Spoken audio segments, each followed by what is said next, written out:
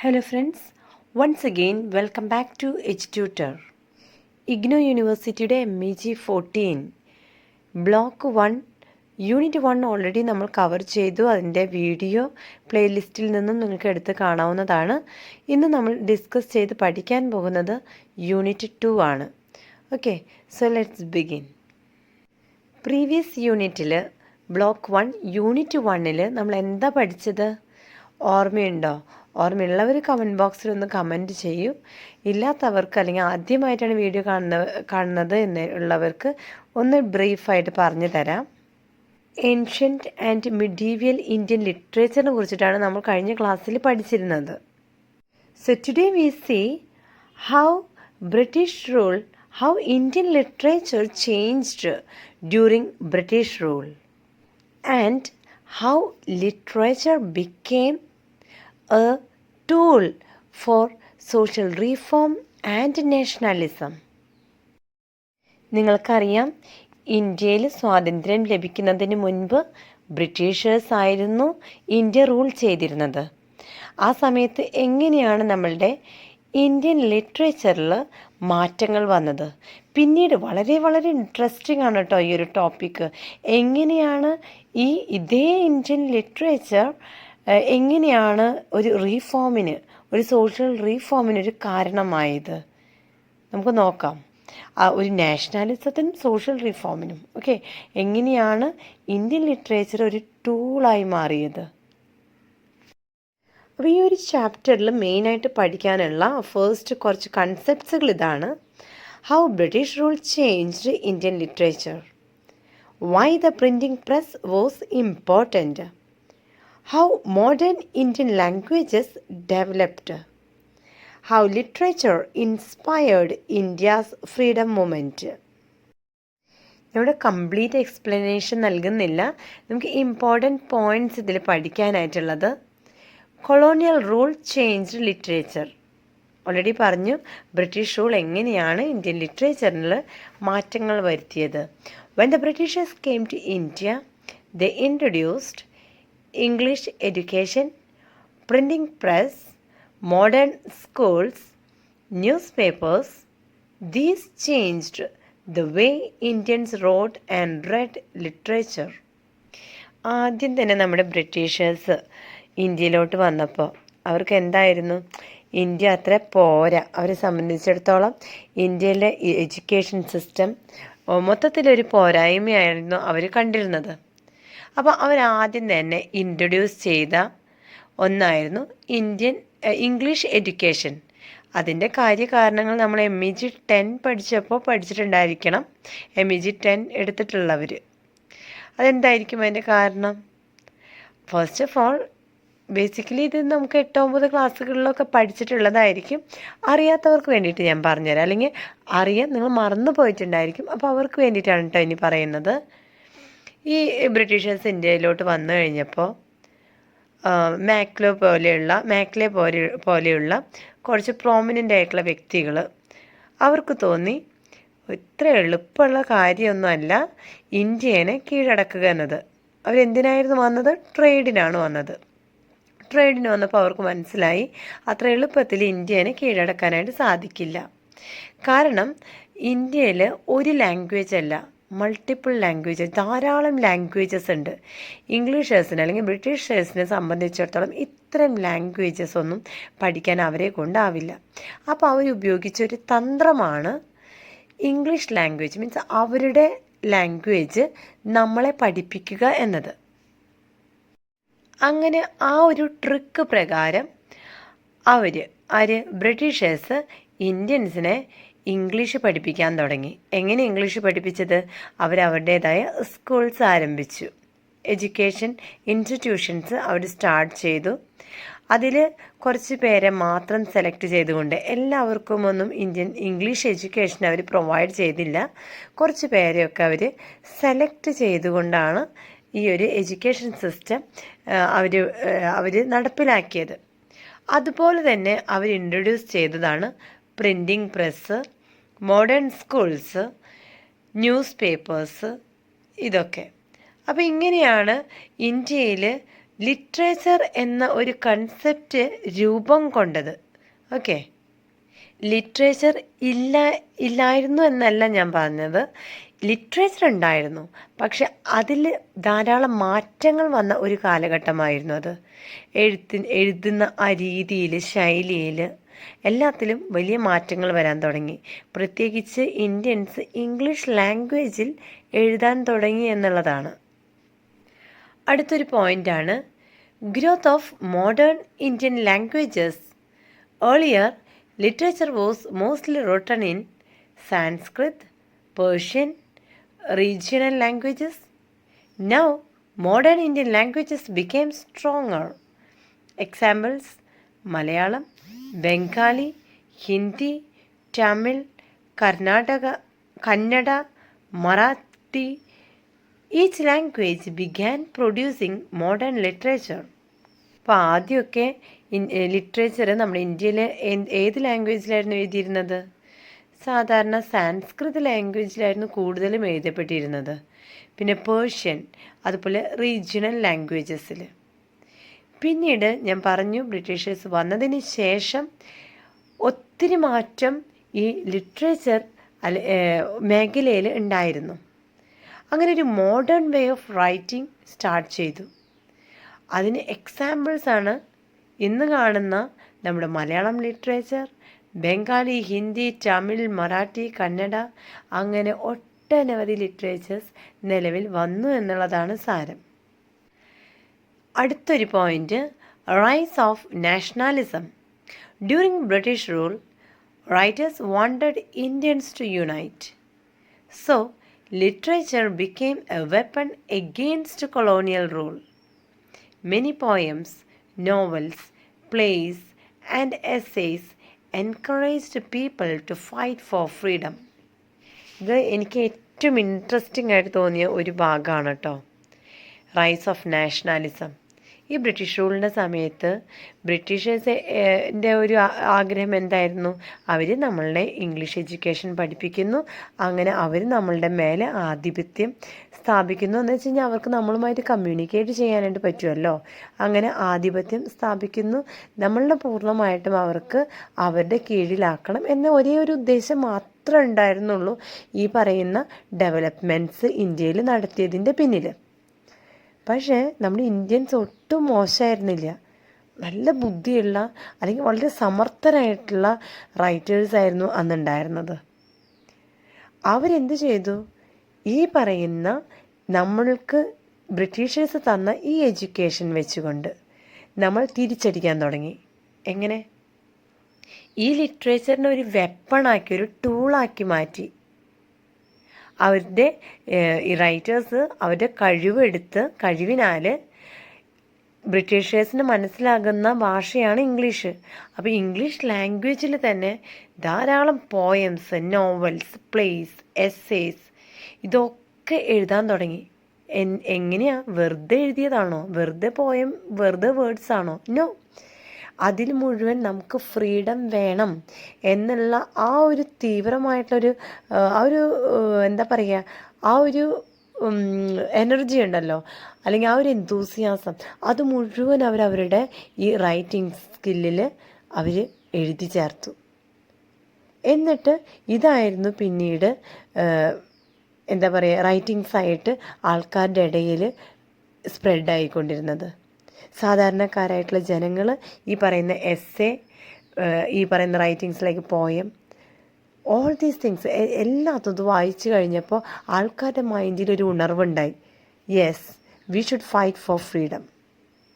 ആ ഒരു enthusiastic mind എല്ലാവരും രൂപപ്പെട്ടു. അതുമാത്രമല്ല, ഇന്ത്യനെ സ്പ്ലിറ്റാക്കാനായിരുന്നു, അല്ലെങ്കിൽ എന്താ പറയുക, ഇന്ത്യനെ ആകെ കഷ്ണമാക്കി ഇല്ലാതാക്കാനായിരുന്നു ബ്രിട്ടീഷേഴ്സിൻ്റെ ശ്രമം. പക്ഷേ നമ്മുടെ റൈറ്റേഴ്സ്, ഇന്ത്യൻ റൈറ്റേഴ്സ്, നമ്മളുടെ ആ ഒരു പ്രയത്നം കൊണ്ട് ഇന്ത്യയെ യുണൈറ്റായിട്ട് ചിന്തിക്കാനായിട്ട്, ഒരു യൂണിഫോമിറ്റി, അല്ലെങ്കിൽ എന്താ പറയുക, ഒരു ഒറ്റക്കെട്ടായിട്ട് ഒരേ മൈൻഡിൽ ചിന്തിക്കാനായിട്ട് ഇവർക്ക് സാധിച്ചു. എന്താ അവർ ചിന്തിച്ചു? Yes, we should fight for freedom, freedom, freedom, freedom. ഇത് മാത്രമായിരുന്നു പിന്നീട് ഇന്ത്യൻ ജനതയുടെ ഒരേ ഒരു ചിന്ത. Next point, national literature. Although India has many languages, writers shared one common dream, freedom for India. This is called nationalist literature. Indian literature, national literature എന്താണിത്? നമ്മുടെ ഇന്ത്യയിൽ ഒരു ലാംഗ്വേജ് ആണോ? അല്ല, ഒത്തിരി ലാംഗ്വേജസ് ഉണ്ട് അല്ലേ? And we should be proud of it. ഒത്തിരി ലാംഗ്വേജസ്, ഒത്തിരി കൾച്ചേഴ്സ് ഉള്ള നമ്മളുടെ ഇന്ത്യയിൽ ഈ റൈറ്റേഴ്സ് അവർ പ്ലേഡ് എ വൈറ്റൽ റോൾ എന്ന് പറയാൻ പറ്റും. കാരണം അവരൊരു കോമൺ ഡ്രീമിന് വേണ്ടിയിട്ടായിരുന്നു എഴുതിയിരുന്നത്. പേഴ്സണലായിട്ടുള്ള കാര്യങ്ങളൊന്നുമല്ല, കോമൺ ആയിട്ടൊരു ലക്ഷ്യം അവർക്കുണ്ടായിരുന്നു. എന്താണത്? Freedom for India. അതിനു വേണ്ടി അവർ എഴുതി. ആ ഒരു ഒറ്റ ഡ്രീമിന് വേണ്ടി ഇത്രയും റൈറ്റേഴ്സ് എഴുതിയ ആ ഒരു ആസ്പെക്റ്റിനെയാണ് നാഷണലിസ്റ്റ് ലിറ്ററേച്ചർ എന്ന് നമ്മൾ വിളിക്കുന്നത്. Next point, after independence, after 1947, every regional language developed in its own way. Instead of only writing about nationalism, writers also discussed identity, regional culture, social problems, women's issues, caste, poverty. 1947 നമുക്ക് സ്വാതന്ത്ര്യം ലഭിച്ചു. അതുവരേക്കും നമ്മൾ എന്ത് ചെയ്തിരുന്നു? We fought for freedom.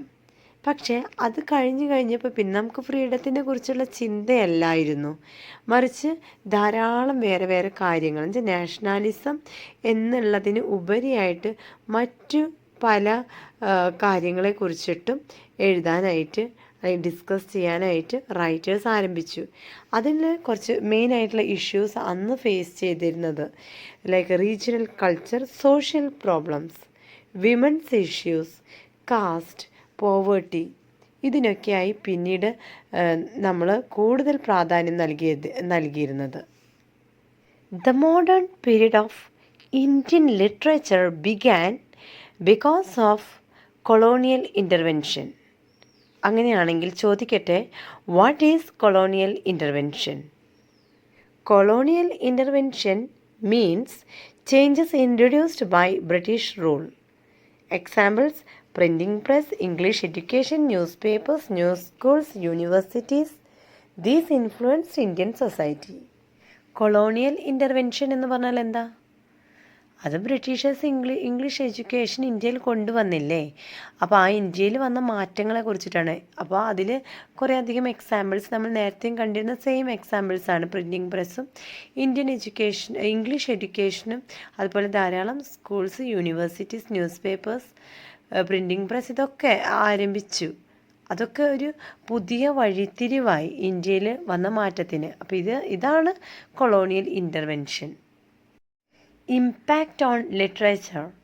People began reading books, newspapers spread ideas, education increased, people questioned social customs, literature became realistic. Instead of mythology alone, writers discussed society, politics, women, education, poverty, freedom. Okay, അപ്പോൾ നമ്മുടെ literature ഇന്ത്യയിൽ already വലിയ മാറ്റത്തിന് കാരണമായി. ഇനി ഇത് പീപ്പിളിനെ, ജനങ്ങളെ എങ്ങനെയാണ് സ്വാധീനിച്ചത്? What is impact on literature? അത് എന്ന് പറഞ്ഞു കഴിഞ്ഞാൽ ആൾക്കാർ അന്ന് വായിക്കാൻ തുടങ്ങി, ധാരാളം ബുക്സ് വായിക്കാൻ തുടങ്ങി, ന്യൂസ് പേപ്പേഴ്സ് എല്ലാവർക്കും ലഭിക്കാൻ തുടങ്ങി. മറ്റേത് ബ്രിട്ടീഷേഴ്സുള്ളപ്പോൾ എല്ലാവർക്കും ന്യൂസ് പേപ്പേഴ്സ് ഒന്നും ലഭിച്ചിരുന്നില്ല, കുറേയൊക്കെ ഒളിപ്പിച്ച് വെക്കലൊക്കെ നടന്നിരുന്നു. അപ്പോൾ ഇപ്പോൾ അങ്ങനെയൊന്നുമില്ല, എല്ലാവർക്കും ന്യൂസ് പേപ്പേഴ്സ് എത്താനായിട്ട് സാധിച്ചു. അപ്പോൾ എല്ലാവരും വീടുകളിൽ ന്യൂസ് പേപ്പർ എത്താൻ തുടങ്ങി, എല്ലാവർക്കും അത് വായിക്കാനുള്ള സ്വാതന്ത്ര്യം ലഭിച്ചു.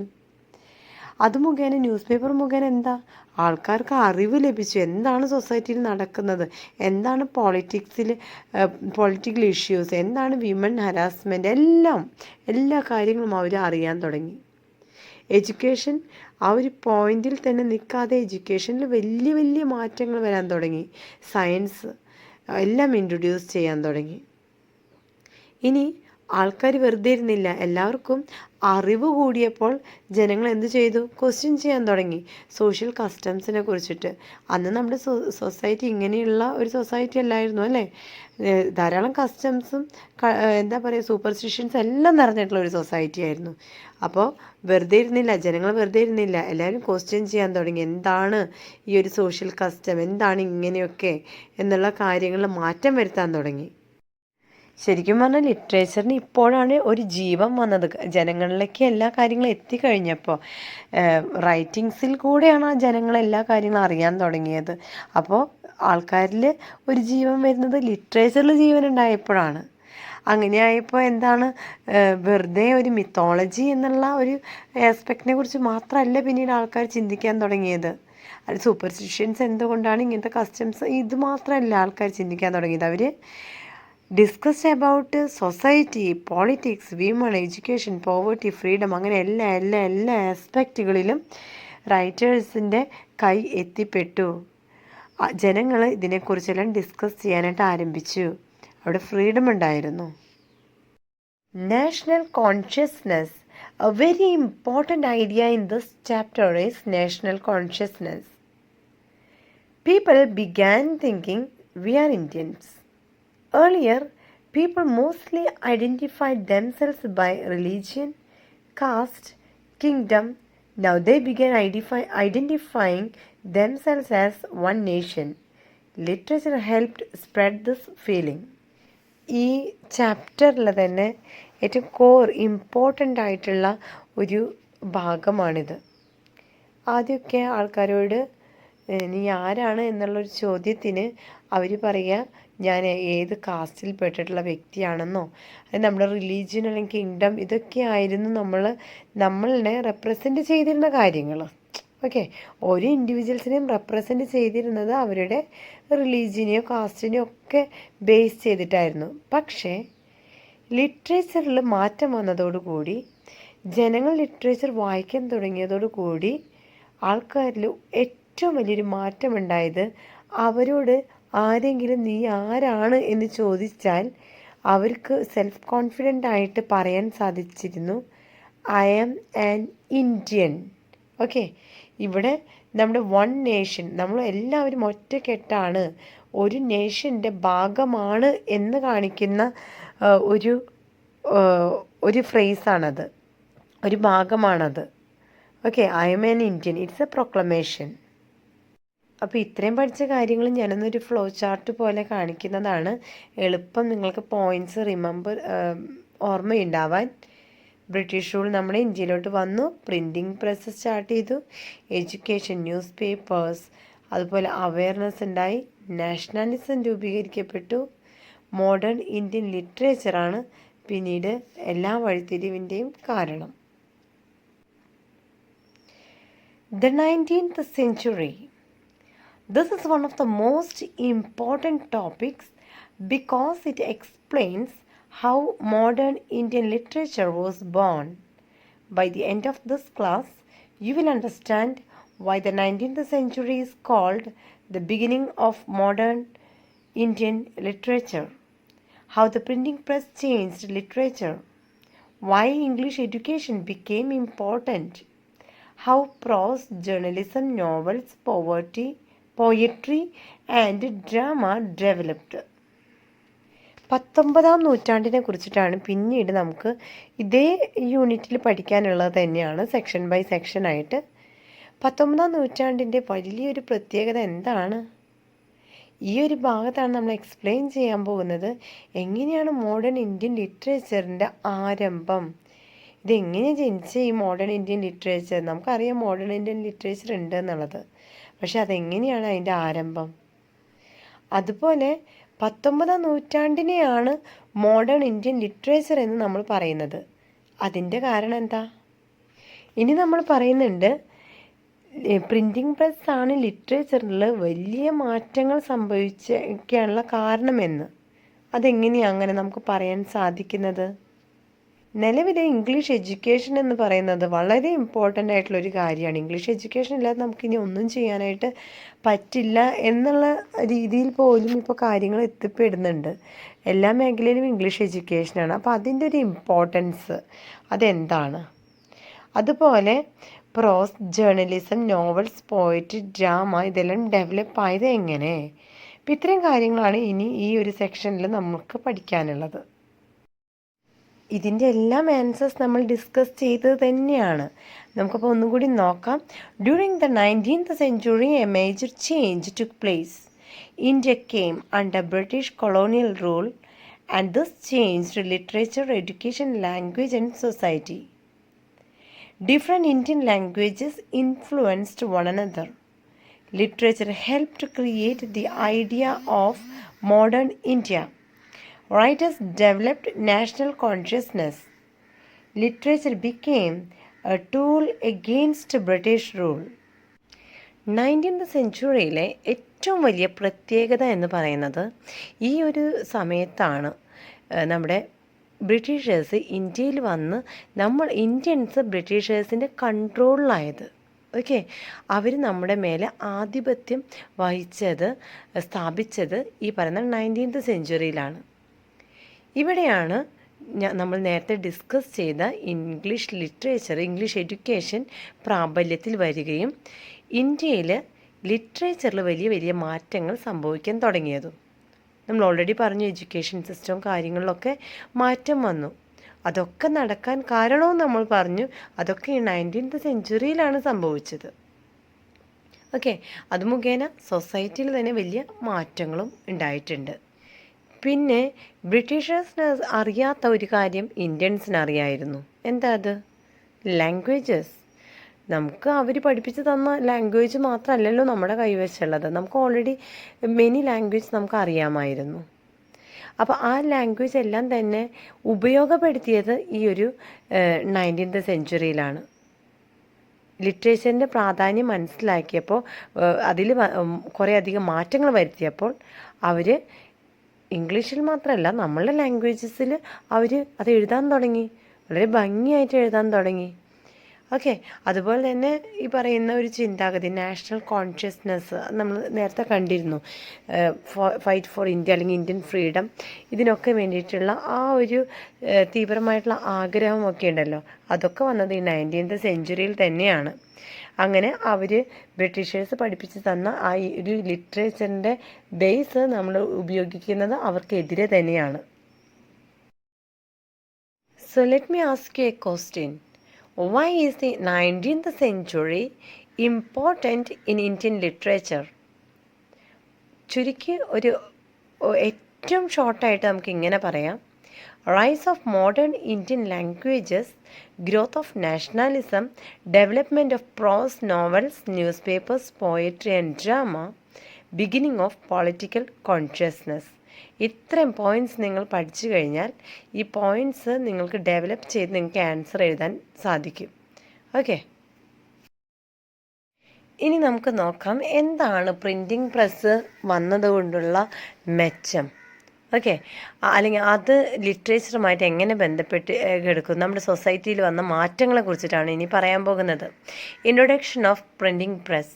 Before the printing press, books were copied by hand. These handwritten books are called manuscripts. Only a few people could read them. കാര്യം മനസ്സിലായല്ലോ. ഈ ബ്രിട്ടീഷേഴ്സ് നമ്മുടെ ഇന്ത്യയിൽ വന്നതിന് ശേഷമാണ് പ്രിൻറ്റിംഗ് പ്രസ് ഇൻട്രൊഡ്യൂസ് ചെയ്തത് എന്ന് നമുക്കറിയാം. പക്ഷെ അതിന് മുൻപും ലിറ്ററേച്ചർ ഉണ്ടായിരുന്നു. പക്ഷെ ന്യൂസ് പേപ്പേഴ്സ് ഉണ്ടായിരുന്നു. പക്ഷെ എങ്ങനെയായിരുന്നു? എല്ലാം കൈകൊണ്ട് എഴുതിയിരുന്നതായിരുന്നു. ഓക്കെ, എല്ലാം കൈകൾ കൊണ്ട് എഴുതുന്നതായിരുന്നു.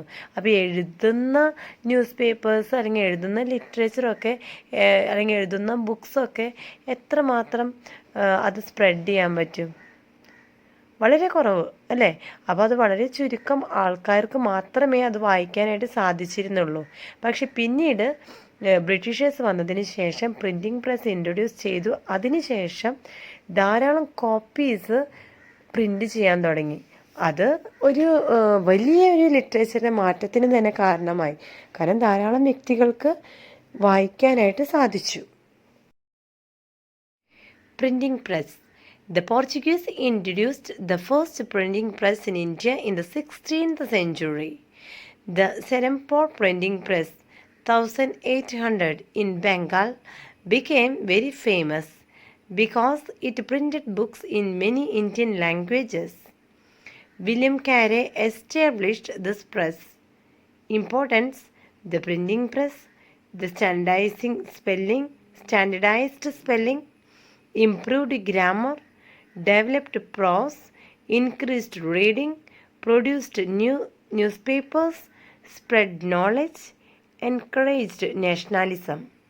16th സെഞ്ച്വറിയിൽ പോർച്ചുഗീസുകാർ ഇന്ത്യയിൽ വന്നു കഴിഞ്ഞപ്പോൾ അവരാണ് ആദ്യത്തെ ഫസ്റ്റ് പ്രിൻറ്റിങ് പ്രസ് അവർ കൊണ്ടുവന്നത്.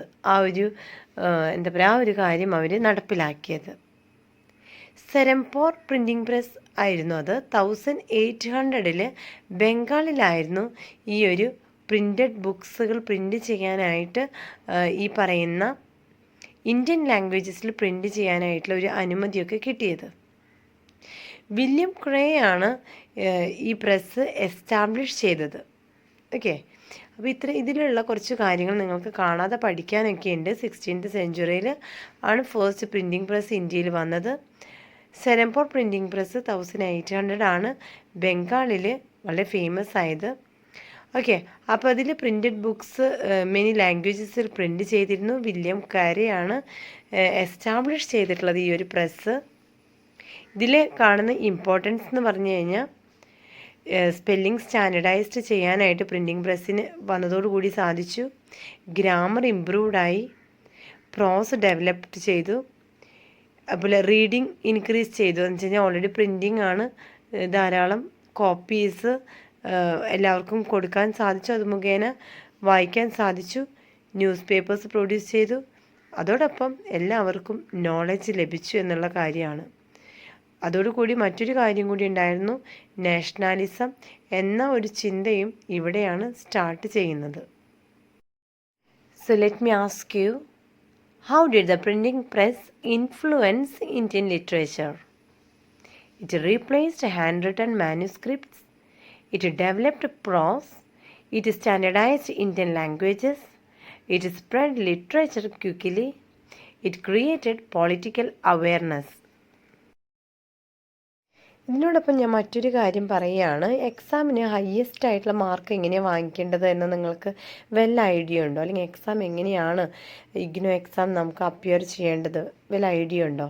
അത് ആൻസർ എഴുതേണ്ട രീതി എങ്ങനെയാണ് നിങ്ങൾക്ക് നല്ല സ്കോർ ലഭിക്കാനായിട്ട്? കാരണം 1-2 ക്വസ്റ്റ്യൻസ് അല്ല നമുക്ക് എഴുതാനുള്ളത്, പഠിക്കാനുള്ളത് ഒത്തിരി ക്വസ്റ്റ്യൻസ് ഉണ്ട്. ക്വസ്റ്റ്യൻ പേപ്പേഴ്സാണ് നമ്മൾ ഫോക്കസ് ചെയ്ത് പഠിക്കേണ്ടത്. അപ്പോൾ അതിന് മുൻപായിട്ട് ടെക്സ്റ്റ് ബുക്ക് നമ്മൾ കവർ ചെയ്ത് പോകണം. എന്നാൽ മാത്രമേ നമുക്ക് ക്വസ്റ്റ്യൻ പേപ്പർ ക്ലിയർ ആയിട്ട് പെട്ടെന്ന് നമുക്ക് മനസ്സിലാക്കി എഴുതാൻ പറ്റുള്ളൂ. ഓക്കെ, അതൊരു കാര്യം. രണ്ടാമത്തെ കാര്യം, ആൻസർ എഴുതേണ്ട രീതി ഞാൻ പറഞ്ഞു തരാം. ഇതുപോലെ ഇപ്പോൾ ഞാൻ തന്നിട്ടില്ല, ഒരു 4-5 പോയിൻറ്റ്സാണ് ഈ പറഞ്ഞ ക്വസ്റ്റ്യന് ഞാൻ എഴുതിയിട്ടുള്ളത്. ഇത്രയും പോയിൻറ്റ്സ് മാത്രം നിങ്ങൾ പഠിച്ചാൽ മതി. കാരണം ഒരു ക്വസ്റ്റ്യൻ ആൻസർ എന്ന് പറഞ്ഞു കഴിഞ്ഞാൽ 4 to 5 പേജസ് നിങ്ങൾ കവർ ചെയ്യേണ്ടി വരും. അത്രയും പേജസ് നമുക്ക് ഒരു ക്വസ്റ്റ്യൻ ആൻസർ ആണെങ്കിൽ കുഴപ്പമില്ല. ധാരാളം ക്വസ്റ്റ്യൻ ആൻസേഴ്സൊക്കെ ഇങ്ങനെ ബൈ ഹാർട്ടായിട്ട് പഠിക്കാൻ നമ്മളെ കൊണ്ട് സാധിക്കില്ല. അപ്പോൾ എന്ത് ചെയ്യണം? ഈ പറയുന്ന 4 to 5 പോയിൻറ്റ്സ് നിങ്ങൾ പഠിച്ചു വയ്ക്കുക. എന്നിട്ട് നിങ്ങൾ ക്വസ്റ്റ്യൻ ആദ്യം അനലൈസ് ചെയ്ത് ക്വസ്റ്റ്യൻ മനസ്സിലാക്കി ഈ ആൻസർ എഴുതുമ്പോൾ ഒരു ഇൻട്രൊഡക്ഷൻ എഴുതുക. ശേഷം ഈ പോയിൻറ്റ്സുകൾ മാത്രം ഹൈലൈറ്റ് ചെയ്ത് എഴുതുക. ഒരു പോയിൻ്റ് എഴുതുക, ഒരു ഹാഫ് പേജോ അങ്ങാനും എഴുതി വയ്ക്കുക, അതിൻ്റെ ഒരു എക്സ്പ്ലനേഷൻ എന്ന നിലയ്ക്ക്. ടീച്ചേഴ്സ് ആ പോയിൻറ്റ്സുകളിലായിരിക്കും അവരുടെ ശ്രദ്ധ മുഴുവൻ, അല്ലാതെ നിങ്ങൾ എഴുതി പിടിപ്പിക്കുന്ന ബാക്കി കാര്യത്തിലല്ല.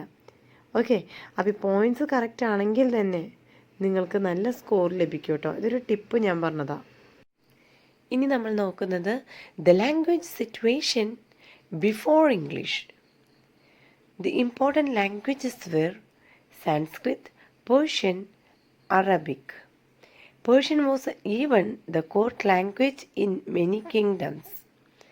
അപ്പോൾ ഇംഗ്ലീഷ് ലാംഗ്വേജ് ബ്രിട്ടീഷേഴ്സ് വന്നതിന് ശേഷം നമ്മൾ പഠിച്ചതാണ്, അല്ലെങ്കിൽ അവർ പഠിപ്പിച്ചതാണ്. അപ്പോൾ അതിന് മുൻപ് നമ്മൾ പ്രാധാന്യം കൊടുത്തിരുന്ന 3 ലാംഗ്വേജസാണ് സാൻസ്ക്രിറ്റ്, പേർഷ്യൻ, അറബിക്. അതുപോലെ കോർട്ട് ലാംഗ്വേജ് ആയിട്ട് യൂസ് ചെയ്തിരുന്നത് പേർഷ്യൻ ലാംഗ്വേജ് ആയിരുന്നു. After English education, English became the language of education, administration, employment, prestige.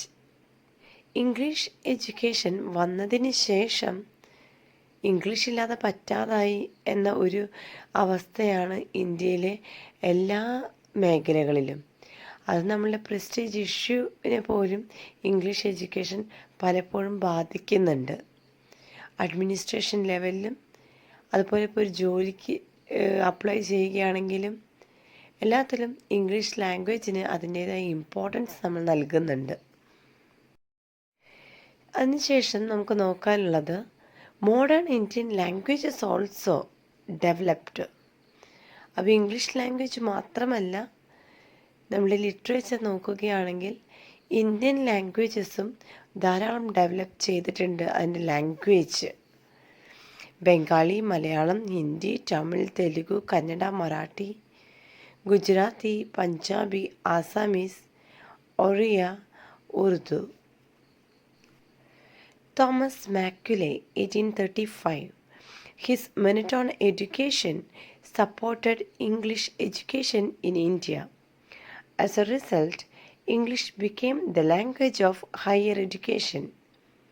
Rajaram Mohan Roy, he supported English education because it introduced modern scientific knowledge. നമ്മൾ നേരത്തെ കണ്ടിരുന്നു, Britishers ഇന്ത്യയിൽ വന്നപ്പോൾ ബ്രിട്ടീഷേഴ്സിലെ ഒരു prominent ആയിട്ടുള്ള വ്യക്തിയാണ് തോമസ് മാക്കുലെ. അദ്ദേഹത്തിൻ്റെ മിനിറ്റ് ഓൺ എഡ്യൂക്കേഷൻ അത് 1835 അദ്ദേഹം പബ്ലിഷ് ചെയ്തു. അപ്പോൾ അതോടുകൂടിയാണ് അദ്ദേഹത്തിൻ്റെ ശരിക്കും ഒരു ക്രിക്കറ്റ് മൈൻഡിൽ നിന്നും വന്ന ഒരു കാര്യമാണ് ഈ പറയുന്ന ഇംഗ്ലീഷ് എഡ്യൂക്കേഷൻ ഇന്ത്യയിൽ പ്രാബല്യമാക്കിയത്. ബ്രിട്ടീഷേഴ്സായ നമുക്ക് ഇംഗ്ലീഷ് മാത്രമേ സംസാരിക്കാൻ പറ്റൂ. ഇന്ത്യയിൽ പോയി കഴിഞ്ഞാൽ ഇന്ത്യൻ ലാംഗ്വേജസ് ഒന്നോ രണ്ടോ അല്ല, ധാരാളം ലാംഗ്വേജസ് ഉണ്ട്. അപ്പോൾ അതെല്ലാം കൂടി നമുക്ക് പഠിക്കാൻ പറ്റില്ല എന്നുള്ള കുറേ കാര്യങ്ങൾ മാക്കുലെയാണ് ബ്രിട്ടീഷേഴ്സിലെ അഡ്മിനിസ്ട്രേഷൻ ലെവലിൽ അദ്ദേഹം അവതരിപ്പിച്ചത്. ഓക്കെ, അങ്ങനെയാണ് ഹയർ എഡ്യൂക്കേഷൻ, ഇംഗ്ലീഷ് ഹയർ എഡ്യൂക്കേഷനൊക്കെ ഇന്ത്യയിൽ വന്നതും. ഇനി രാജാറാം മോഹൻ റോയിൻ്റെ റോൾ എന്താണെന്ന് വെച്ചാൽ, അദ്ദേഹം ഇന്ത്യയിലെ ഒരു വലിയ എന്നുവെച്ചാൽ ഒരു പ്രോമിനൻ്റ് ആയിട്ടുള്ള മറ്റൊരു വ്യക്തിയാണ് രാജാറാം മോഹൻ റോയ്. ഇന്ത്യയിലെ വലിയൊരു സമ്പന്നമായിട്ടുള്ള കുടുംബത്തിലും അതുപോലെ തന്നെ എഡ്യൂക്കേഷൻ ലെവലിലായാലും അദ്ദേഹത്തിന് ഹൈ എഡ്യൂക്കേഷൻ ഉണ്ട്. അങ്ങനെ എല്ലാം കൊണ്ടും അദ്ദേഹം അതുപോലെ ബ്രിട്ടീഷേഴ്സ് ഇംഗ്ലീഷ് പഠിപ്പിക്കാനായിട്ട് തിരഞ്ഞെടുത്ത വ്യക്തികളിൽ ഒരു വ്യക്തിയാണ് രാജാറാം മോഹൻ റോയ്. അപ്പോൾ ഇദ്ദേഹം രാജാറാം മോഹൻ റോയ് ബ്രിട്ടീഷേഴ്സിനായിരുന്നു കൂടുതൽ ഫേവറിസം അന്ന് ചെയ്തിരുന്നത് എന്ന് തോന്നുന്ന വിധത്തിൽ. അങ്ങനെയല്ല, പക്ഷെ അദ്ദേഹം അങ്ങനെ തോന്നുന്ന വിധത്തിലായിരുന്നു ബ്രിട്ടീഷേഴ്സിനെ സപ്പോർട്ട് ചെയ്തത്. അത് ഏത് ആസ്പെക്റ്റിലാണ് ഞാനിത് പറഞ്ഞതെന്ന് വെച്ച് കഴിഞ്ഞാൽ, അന്ന് സാൻസ്കൃത് ലാംഗ്വേജ് അദ്ദേഹം അധികം പ്രാധാന്യം നൽകിയില്ല. മറിച്ച് ഇന്ത്യൻ ലാംഗ്വേജസ് അല്ല, ഇംഗ്ലീഷ് എഡ്യൂക്കേഷനാണ് നമ്മുടെ ഇന്ത്യയിൽ കൂടുതലായിട്ടും വേണ്ടത് എന്ന ഒരു കാര്യം രാജാറാം മോഹൻ റോയ് പറഞ്ഞിരുന്നു. അപ്പോൾ ഇന്ത്യൻ ലാംഗ്വേജസിന് ഇദ്ദേഹം പ്രാധാന്യം നൽകിയില്ല. അതിൻ്റെ മെയിൻ ഉദ്ദേശം എന്ന് പറയുന്നത് ഇന്ത്യൻ ലാംഗ്വേജസ് അത്രയും ഡെവലപ്ഡ് അല്ല. ഇന്ത്യൻ ലാംഗ്വേജസ് സാൻസ്കൃത് ആവട്ടെ, പേർഷ്യൻ ആവട്ടെ, ഇതൊക്കെ പഠിക്കാൻ ഒത്തിരി സമയമെടുക്കുന്നുണ്ട്. പക്ഷേ ഈ ലാംഗ്വേജസ് മുഖേന ഒരു ഡെവലപ്മെൻറ്റും ഇന്ത്യയിൽ വരാൻ പോകുന്നില്ല എന്ന് അദ്ദേഹം മനസ്സിലാക്കി. അതുകൊണ്ടാണ് അദ്ദേഹം ബ്രിട്ടീഷേഴ്സിനെ ഇംഗ്ലീഷ് ലാംഗ്വേജിനെ സപ്പോർട്ട് ചെയ്തത്. എന്നിട്ട് അദ്ദേഹം പറഞ്ഞു, ഇംഗ്ലീഷ് ലാംഗ്വേജാണ് നമ്മൾ പഠിക്കേണ്ടത്, ഇന്ത്യൻ ലാംഗ്വേജസ് അല്ല. ഇംഗ്ലീഷ് ലാംഗ്വേജ് ഇന്ത്യയിൽ പഠിച്ചു കഴിഞ്ഞാൽ, അത് പ്രാബല്യത്തിൽ വന്നു കഴിഞ്ഞാൽ ധാരാളം ഡെവലപ്മെൻറ്റ് ഇത് കൊണ്ടുവരും. ഇതായിരുന്നു രാജാറാം മോഹൻ റോയുടെ കാഴ്ചപ്പാട്. Now let me ask you, Why did English become important in 19th century India? നമ്മൾ കുറേ കാര്യങ്ങൾ പഠിച്ചു ഇല്ലേ? 19-ാം നൂറ്റാണ്ട് ഇംഗ്ലീഷ് ലാംഗ്വേജിന് എങ്ങനെയാണ് ഇമ്പോർട്ടൻസ് നൽകുന്നത്, അല്ലെങ്കിൽ ഇംഗ്ലീഷ് എങ്ങനെയാണ് ഇത്രയും അധികം ഇമ്പോർട്ടൻ്റ് ഈ 19-ാം നൂറ്റാണ്ടിൽ ഉണ്ടാക്കിയത്? എൻ്റെ ആൻസർ എങ്ങനെയായിരിക്കും? British administration, modern education, employment opportunities, contact with the European literature. Why did prose develop? Earlier, poetry dominated literature. Now people needed textbooks, newspapers, essays, speeches, social reform writings. Therefore, prose became popular. അന്ന് ലിറ്ററേച്ചറിൽ ഏറ്റവും കൂടുതൽ dominate ചെയ്ത് നിന്നിരുന്നത് പ്രോസാണ്. കാരണം അന്നത്തെ poets ജനങ്ങളുടെ mind set അറിഞ്ഞുകൊണ്ടാണ് പ്രോസ് എഴുതിയത്. അതുകൊണ്ട് തന്നെ പ്രോസ് മുഖേനയാണ് ലിറ്ററേച്ചറിന് വലിയ രീതിയിലൊരു വളർച്ച ഉണ്ടായത്. അങ്ങനെയാണ് ആൾക്കാർ കൂടുതലായിട്ടും ടെക്സ്റ്റ് ബുക്കുകൾ, newspapers, essay, speech, social reform writings ഇതെല്ലാം വായിക്കാൻ കാരണമായതും. അങ്ങനെ പ്രോസ് വളരെയധികം പോപ്പുലർ ആയിട്ടുണ്ടായി. Role of newspapers. Newspapers spread education, political ideas, social reform, nationalism. Many journalist became famous writers. ഇനി ന്യൂസ് പേപ്പറിൻ്റെ റോൾ എന്ന് പറയുന്നത് ചെറുതൊന്നുമല്ല. പ്രിൻറ്റിംഗ് പ്രസ് വന്നതിന് ശേഷം ന്യൂസ് പേപ്പേഴ്സ് കുത്തനെ ഒഴുകിയ ആൾക്കാരുടെ ഇടയിലോട്ട്.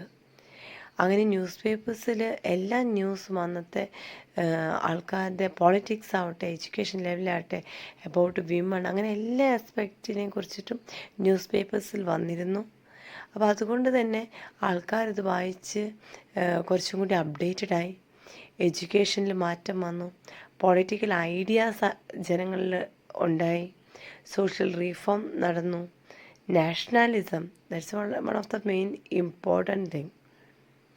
അങ്ങനെ ധാരാളം ജേർണലിസ്റ്റ് അന്ന് റൈറ്റേഴ്സായിട്ട് മാറി. Language changes. Indian languages borrowed words from English, Sanskrit, Persian. New writing styles also developed.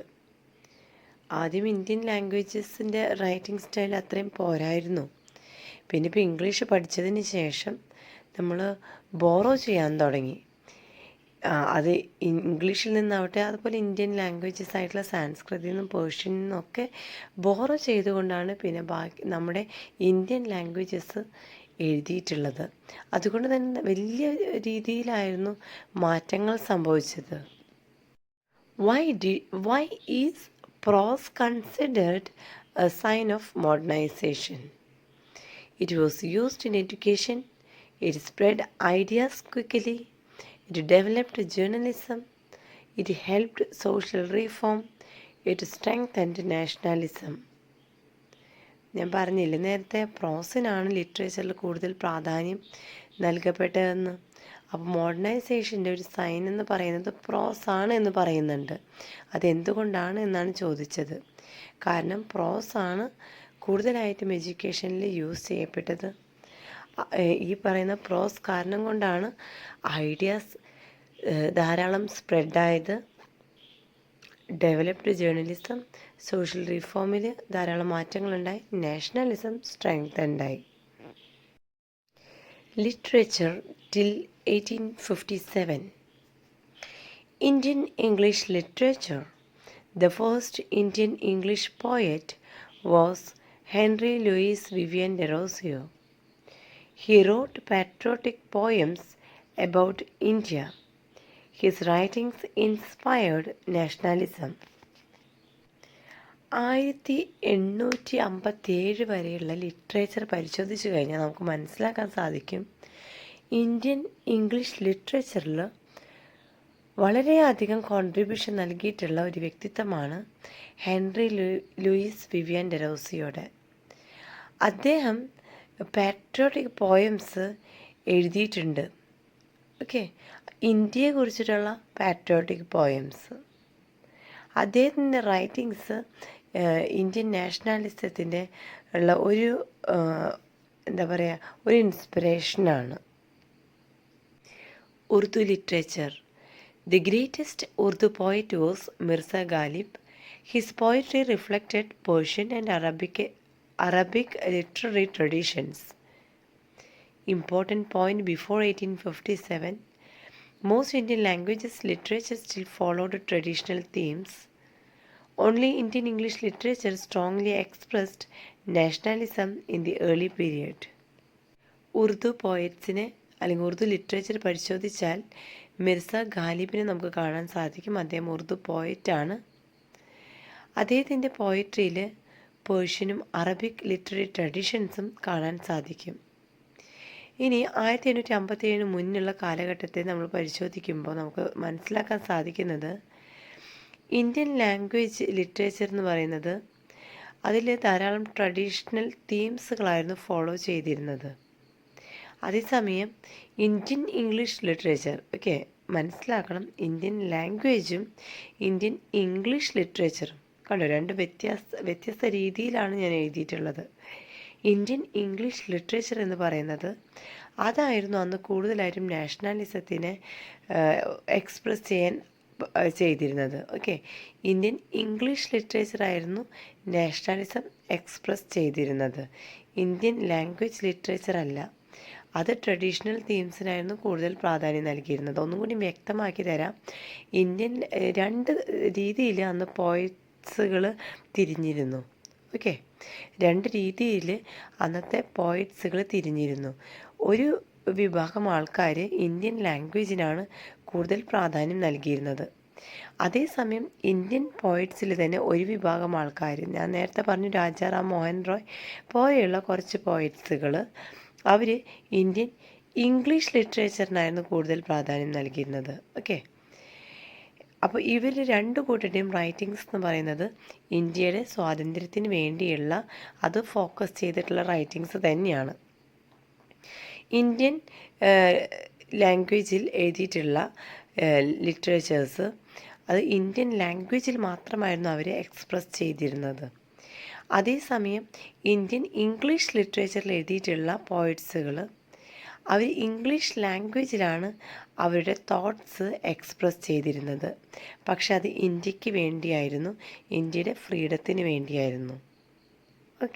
അപ്പോൾ ഈ പറയുന്ന രണ്ടാമത് പറഞ്ഞ ഇന്ത്യൻ ഇംഗ്ലീഷ് ലിറ്ററേച്ചറിൽ അല്ലെങ്കിൽ ആ ഒരു പോയറ്റ്സുകൾ അവരായിരുന്നു കൂടുതലായിട്ടും ബ്രിട്ടീഷേഴ്സിന് എതിരെ, അവർക്ക് മനസ്സിലാകുന്ന രീതിയിൽ അവർക്കെതിരെ എഴുതിയ വ്യക്തികൾ. Clear? Birth of the novel. The novel appeared in India during the middle of the 19th century. The first Bengali novel, Alalar Garer Dular, 1857. Writer Pierre Chand Mitra. അപ്പോൾ നോവൽ ആദ്യമായിട്ട് അപ്പിയർ ചെയ്തത് മിഡ് ഓഫ് 19th സെഞ്ച്വറിയാണ്. First Bengali നോവലാണ് അലലർ ഗരർ ദുലാർ. അതിൻ്റെ writer എന്ന് പറയുന്നത് പിയറി ചാന്ദ് മിത്രയാണ്. 1857 ഈ ഒരു വർക്ക് നടന്നിരിക്കുന്നത്. Major novelist Bankim Chandra Chattopadhyay. Important works: Rajmohan's wife Durgesh Nandini, Anand Math. He wrote the famous patriotic song Vande Mataram. Bankim ചന്ദ്രനെ കുറിച്ച് പഠിക്കുകയാണെങ്കിൽ മേജർ നോവലിസ്റ്റുകളിൽ ഒരു നോവലിസ്റ്റാണ് ബങ്കിം ചന്ദ്ര. അദ്ദേഹത്തിൻ്റെ ഇമ്പോർട്ടൻ്റ് ആയിട്ടുള്ള വർക്ക്സുകളാണ് രാജ്മോഹൻസ് വൈഫ്, ദുർഗേഷ് നന്ദിനി, ആനന്ദ് മാത്ത് എന്നീ വർക്കുകൾ. അദ്ദേഹം എഴുതിയിട്ടുള്ള ഏറ്റവും ഫേമസ് ആയിട്ടുള്ള ഒരു പാട്രിയോട്ടിക് സോങ് ആണ് Vande Mataram. Rabindranath Tagore. He became one of India's greatest novelists and poets. His novels explored human emotions and society. അടുത്തതായിട്ട് രബീന്ദ്രനാഥ് ടാഗോറിനെ കുറിച്ച് പറയുകയാണെങ്കിൽ അദ്ദേഹം ഒരു നോവലിസ്റ്റും അതുപോലെ തന്നെ പോയറ്റുമാണ്. അദ്ദേഹത്തിൻ്റെ നോവൽസ് എല്ലാം തന്നെ human ഇമോഷനെയും സൊസൈറ്റിയെയും ആസ്പദമാക്കിയിട്ടുള്ളതാണ്. Developments in other languages. The novel also appeared in Marathi, Gujarati, Urdu, Telugu, Tamil, Hindi, Kannada, Malayalam, Assamese, Odia, Punjabi, Sindhi. Many novels discussed widow remarriage, caste, women's education, social reform, history, nationalism. അപ്പോൾ നമ്മൾ സ്വാതന്ത്ര്യത്തിന് മുൻപ് discuss ചെയ്തിരുന്നത് സ്വാതന്ത്ര്യത്തിനെ കുറിച്ചിട്ടായിരുന്നു. പിന്നീട് novels പലപ്പോഴും discuss ചെയ്തിരുന്ന മേഖലകളാണ് ഈ പറയുന്ന widow remarriage, caste, women's education, social reform, history, nationalism. Poetry. Modern poetry became different from traditional poetry. Poets wrote about nature, patriotism, women, science, cities, education, social reform. Literature പഠിക്കുമ്പോൾ പോയട്രിക്ക് വലിയൊരു പ്രാധാന്യമുണ്ട്. പോയട്രിയിൽ വന്ന വലിയ വലിയ മാറ്റങ്ങളാണ്. ട്രഡീഷണൽ പോയട്രീനേക്കാട്ടിലും ഡിഫറെൻ്റ് ആയിരുന്നു മോഡേൺ പോയട്രീസ്. അവർ nature, patriotism, women, science, cities, education, social reform ഇതിനെല്ലാം തീമാക്കിക്കൊണ്ടാണ് പോയംസ് എഴുതിയിരുന്നത്. Important poets include Dalpatram, Narmad, Michael Madhusudan Dutt, Rabindranath Tagore, Bharatendu Harishchandra, Keshavsut, പിന്നെ Radhanath Ray. Drama also changed because of English theatre, Shakespeare, modern stage, proscenium theatre. Themes include widow remarriage, social reform, British exploitation, patriotism, nationalism. Important dramatists: Michael Madhusudanan Dutt, Dinabandhu Mitra, Nil Darpan, Bharatendu Harishchandra, Girish Chandra Ghosh. English theatres വന്നതിന് ശേഷം ഡ്രാമയിൽ വലിയ രീതിയിൽ മാറ്റങ്ങളുണ്ടായിരുന്നു. അവർക്ക് theatre ലഭിച്ചു എന്നുള്ളതാണ് ഏറ്റവും വലിയ important ആയിട്ടുള്ള കാര്യം. അതുപോലെ ഷേക്സ്പിയർ, അദ്ദേഹത്തിൻ്റെ ഒരു റോളെന്ന് പറയുന്നത് ചെറുതല്ല. ഡ്രാമ എന്ന് പറയുമ്പോൾ തന്നെ ആദ്യം നമ്മുടെ മൈൻഡിൽ എത്തേണ്ട ഒരു വ്യക്തിത്വമാണ് ഷേക്സ്പിയറിൻ്റേത്.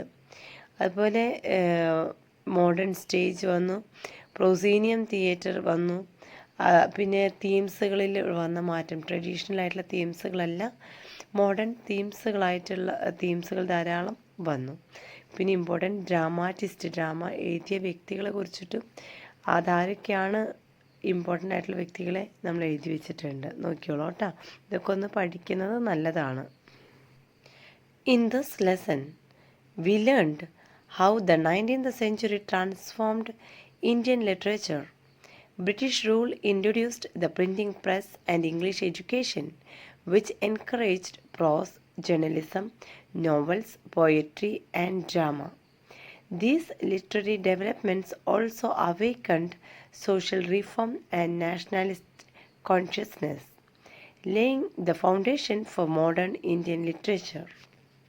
ഇപ്പോൾ ഇത്രയും നമ്മൾ പഠിച്ച ഈ ഒരു സെക്ഷനിൽ മെയിനായിട്ടും 19-ാം നൂറ്റാണ്ടിൽ എങ്ങനെയാണ് വലിയ വലിയ മാറ്റങ്ങൾ ഇന്ത്യൻ ലിറ്ററേച്ചറിൽ വന്നത് എന്ന് നമ്മൾ കണ്ടു. ബ്രിട്ടീഷേഴ്സാണ് ഈ പറയുന്ന പ്രിൻറ്റിംഗ് പ്രസ്സും ഇംഗ്ലീഷ് എഡ്യൂക്കേഷനും ഒക്കെ ഇൻട്രൊഡ്യൂസ് ചെയ്തതെന്നും, അതുപോലെ പ്രോസ്, ജേർണലിസം, നോവൽസ്, പോയട്രി, ഡ്രാമ ഈ മേഖലകളിലൊക്കെ ധാരാളം എൻകറേജ്മെൻറ്റ് അന്ന് ലഭിച്ചതും 19-ാം നൂറ്റാണ്ടിലാണ് ഇതൊക്കെ വളർന്നത്. ഓക്കെ, ഈ ഒരു ലിറ്ററേച്ചറിൻ്റെ ഡെവലപ്മെൻറ്റ് എന്ന് പറയുന്നത് സോഷ്യൽ റിഫോമിൻ്റെയും നാഷണലിസത്തിൻ്റെയും ഒരു കാരണമായി മാറിയിട്ടുണ്ടായിരുന്നു. അപ്പോൾ മോഡേൺ ഇന്ത്യൻ ലിറ്ററേച്ചറിൻ്റെ ഒരു ഫൗണ്ടേഷനാണ് നമ്മളിവിടെ കണ്ടത്.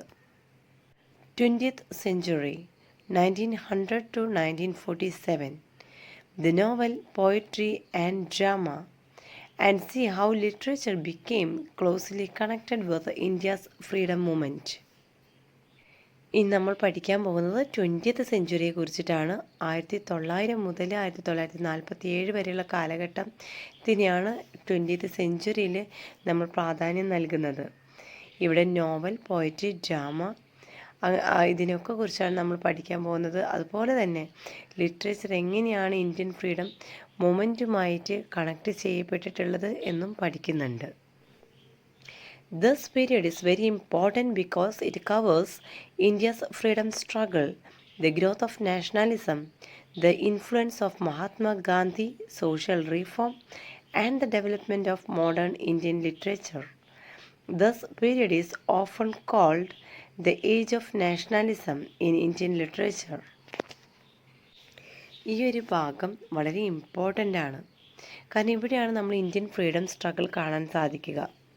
അപ്പോൾ നാഷണലിസത്തിൻ്റെ ഒരു ഗ്രോത്ത്, മഹാത്മാഗാന്ധിയെ പോലെയുള്ള സോഷ്യൽ റീഫോമിസ്റ്റുകളെ നമുക്കിവിടെ കാണാൻ സാധിക്കും. അതുപോലെ മോഡേൺ ഇന്ത്യൻ ലിറ്ററേച്ചർ എങ്ങനെയാണ് ഡെവലപ്പ് ചെയ്തത്. ഏജ് ഓഫ് നാഷണലിസം എന്നാണ് ഈ ഒരു പീരീഡിനെ നമ്മൾ വിളിച്ചത് പോലും. Historical background. What happened between 1900 and 1947? Important events: freedom movement, Swadeshi movement, Gandhian movement, rise of nationalism, growth of regional languages, partition of India. Historically നമ്മൾ പഠിക്കുകയാണെങ്കിൽ ഈ പറയുന്ന പീരീഡിൽ വന്ന വലിയ മാറ്റങ്ങൾ, വലിയ ഈവൻസുകളാണ് ഈ പറഞ്ഞിരിക്കുന്നത്. Translation, a bridge between languages. One of the biggest developments was translation. Books written in Bengali were translated into Malayalam, Hindi, Tamil, Telugu, Kannada, Marathi, English. Because of translation, writers from different regions influenced each other. Important writers: Bankim Chandra Chaturvedi, Sarat Chandra Chaturvedi, Rabindranath Tagore. Their works inspired writers all over India. Translation എന്ന് പറയുന്നത് മറ്റുള്ള റീജിയൻസുമായിട്ട് അല്ലെങ്കിൽ മറ്റുള്ള ലാംഗ്വേജിലെ വ്യക്തികളുമായിട്ട് കൂടുതൽ ഇടപഴകാൻ സാധിച്ചു. അത് മുഖേന ലിറ്ററേച്ചറിൽ വലിയ മാറ്റവും വന്നു. എല്ലാ ലാംഗ്വേജസ്, നമ്മൾ കുറേ ലാംഗ്വേജസ് ഇവിടെ കൊടുത്തിട്ടുണ്ട്. അപ്പോൾ ഈ ലാംഗ്വേജുകളിലൊക്കെ തന്നെ ബുക്സുകൾ എഴുതാൻ തുടങ്ങി. Books written in Bengali were translated into. അപ്പോൾ ബംഗാളിയിലായിരുന്നു ബുക്സുകൾ എഴുതിയിരുന്നത്. അപ്പോൾ ആ ബുക്സുകൾ സ്റ്റാർട്ടിങ്ങിലത്തെ കാര്യമാണ് പറയുന്നത്. അന്നത്തെ കാലമാണ് പറയുന്നത്. ബംഗാളിയിലായിരുന്നു ബുക്സുകൾ എഴുതിയിരുന്നത്. പിന്നീട് അത് ട്രാൻസ്ലേറ്റ് ചെയ്യപ്പെട്ടിരുന്നു. അതുകൊണ്ട് തന്നെ ആൾക്കാർക്ക് അങ്ങോട്ടും ഇങ്ങോട്ടൊരു കണക്ഷൻ വരാൻ സാധിച്ചു. എല്ലാവർക്കും കാര്യങ്ങൾക്കൊരു വ്യക്തത വന്നിട്ടുണ്ട്. ഇമ്പോർട്ടൻ്റ് റൈറ്റേഴ്സ് ആരൊക്കെയാണെന്ന് നമ്മളിവിടെ കൊടുത്തിട്ടുണ്ട്. അത് ഒന്ന് പഠിച്ചോളൂ കേട്ടോ. The novel. Characteristics of the novel 1900 to 1947.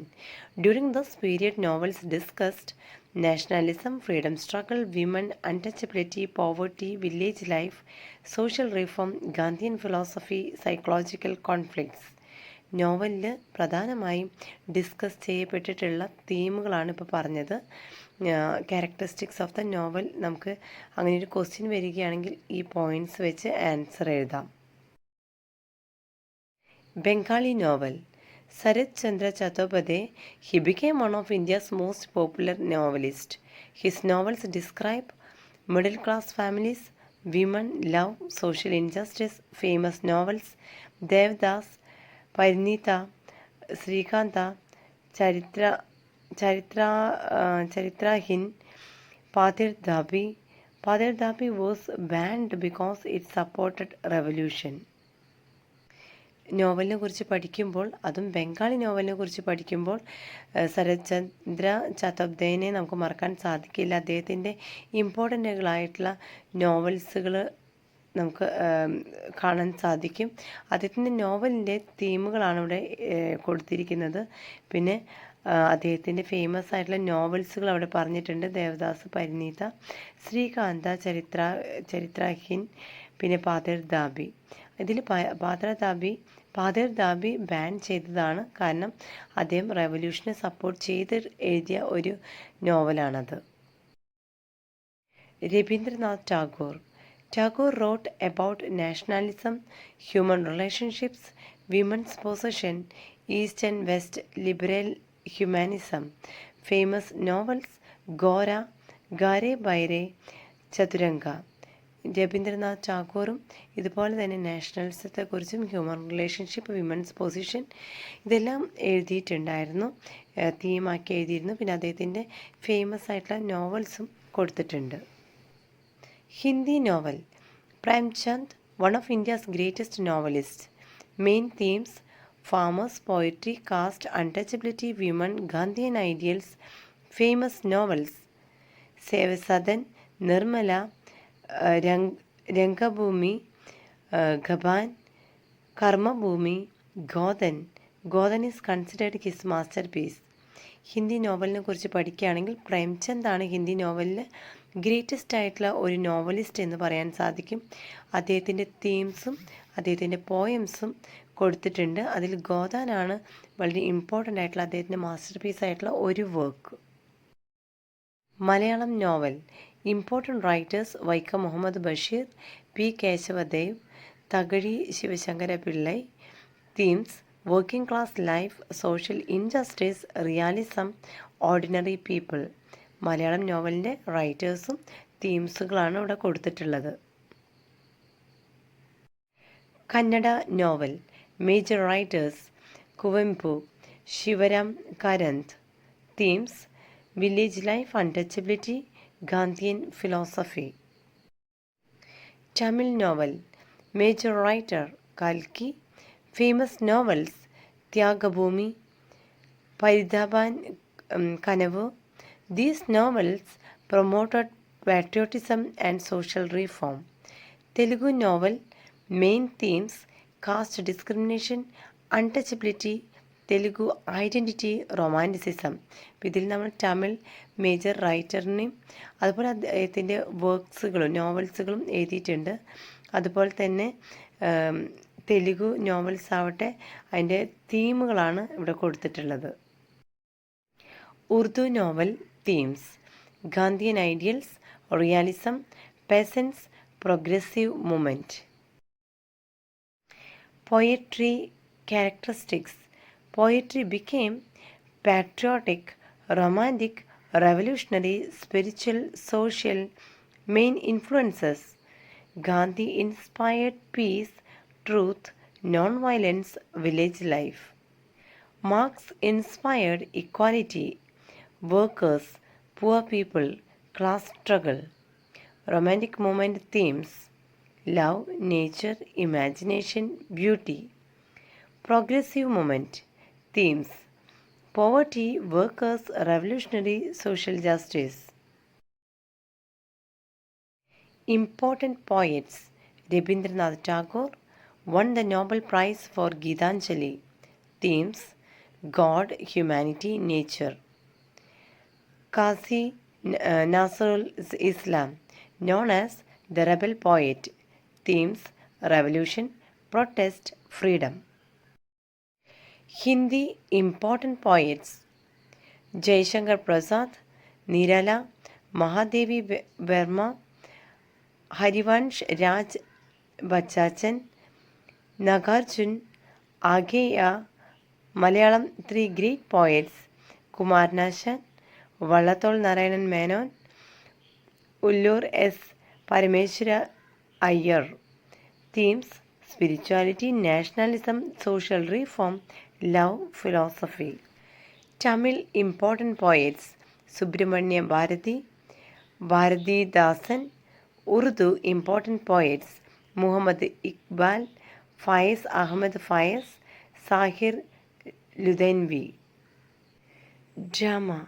Modern drama changed greatly. Earlier, drama was mythological, historical.